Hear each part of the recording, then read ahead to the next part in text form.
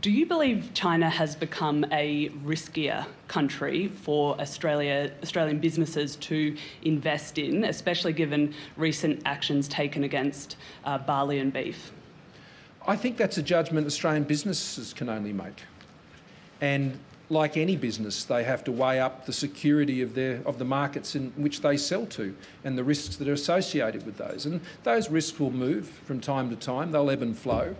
And we would like to see stable, reliable, dependable markets all the time for our products and services. But those are not decisions that governments make for businesses, be they primary producers and exporters, or be they be resources companies or industries, or indeed service companies working in the aged care area on training or things like this. I think one of the most exciting parts of the China Free Trade Agreement, China-Australia Free Trade Agreement, was the ability to actually sell aged care services into China. I've said that on many occasions before. But, you know, businesses have got to weigh up their own risks, and they've got to make those assessments. And Austrade can assist them with all of those things on the ground.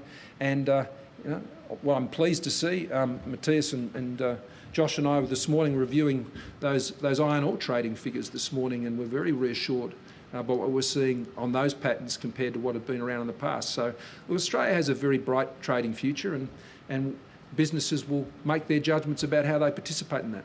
Business does look to government, though, for guidance on travel. There's a website saying do not travel. If they want to do business with China, for example, they do look to you for clues. And as I said, that sort of advice is applied by Austrade in particular, but it's very unique and specific to the sector you're working in. There's not a general position that applies right across any one market. But we always work to ensure that those markets can be as viable and as sustainable and profitable for our businesses as they can be. But ultimately, they'll make their own calls based on all of that advice, including what they hear from the government.